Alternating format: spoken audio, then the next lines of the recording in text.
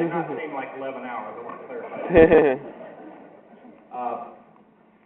Many of the people in here, what I understand, they understand the original bill to 1002.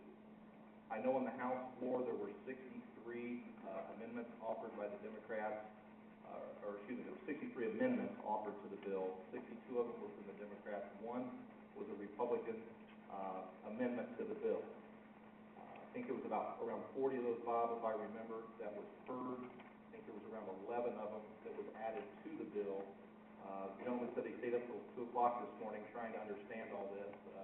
So can you maybe hit, not necessarily on 1002, but talk about some of the amendments after having listened to teachers and principals and superintendents, what some of those were added to the charter school bill? Actually, we had a total of 90, I think close to 90, because we had 30, I believe, in the education committee that we considered. So there were, I think, a total of 93 were considered. Every one of them in education we actually voted on, and we adopted many of them. We tried to do, number one, there was a lot of concern about conversion schools, and I've heard somebody say that they're concerned that the mayor of some city can convert your school to a charter school. Well, it's not at all true. I mean, conversion schools are a tool that your local school board could use generally, or teachers, or in the new model, parents. There's a parent trigger to be used to convert a school to a charter school. But mayors have no ability to convert charters at all. Mayors,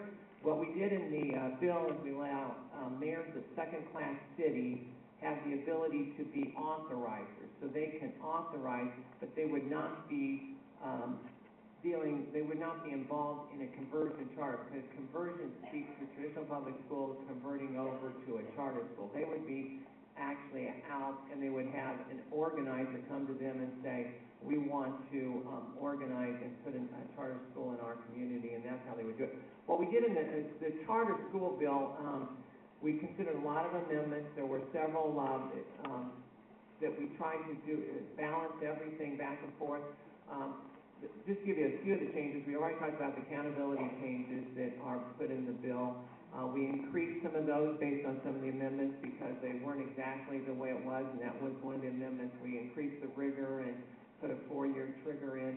We also had transportation dollars in there, but we tried to allow for if a local school corporation is already providing transportation, which they already are, we allow them to work collaboratively with the charter school, and rather than necessarily transfer money, if they're going to go buy my house and I'm a charter school child, and Tony is from traditional public school and his next door neighbor, they just pick up the students and use them in the transportation plan and can provide the transportation to the charter school as long as all the parties work out. So we try to collaboratively work together on that.